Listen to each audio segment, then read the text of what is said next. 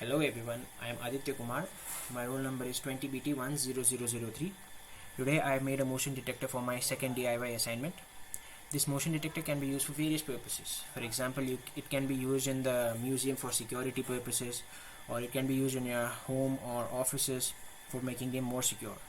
Now talking about the circuit, I've used these parts, that is the Arduino Uno R3, a PIR sensor, a 1 kilo ohm resistor, a red LED, a piezo, an oscilloscope, a green LED, a blue LED, and an amperage multimeter.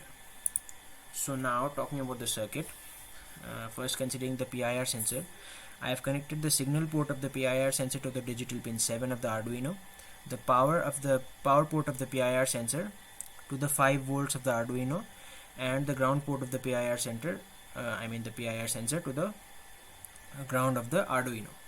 Similarly, for the piezo, I have connected the positive terminal of the piezo to the digital pin 9 and the negative terminal of the piezo to the ground. Now talking about the circuit containing these three LEDs, I have connected one half of the circuit to the ground and the other half of the circuit to the digital pin 8. I have also connected a multimeter to check the current flowing through these three LEDs, and I have also used an oscilloscope to check the voltage difference across this piezo.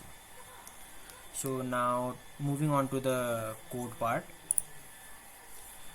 I have taken the digital pin 7 as input and also set a condition for this if else statement, that is, if the digital pin 7 reads high, then it will set the pin 8 to high and play the speaker connected on pin 9 with tone 55 for 1 second. Else if the digital pin 7 does not read high, then it will set this pin to low. It will set the pin 8 to low and turn off the speaker connected to digital pin 9. After that, it will wait for about 0.05 seconds. So now talking about the simulation, when an object starts to move in this area, the three LEDs will start to glow and the piezo will start to produce sound. Let me show it to you.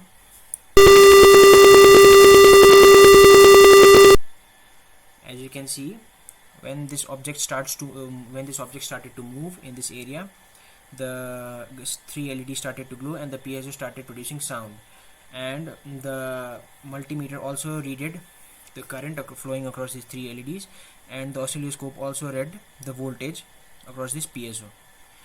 Let me show it to you again.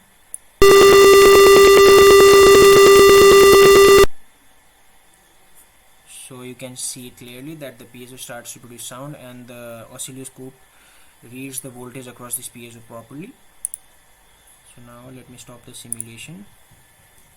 Now let's go to the code plus blocks plus text. Now let us copy this code and let's paste it to the Arduino editor. Now I'll click on verify and save.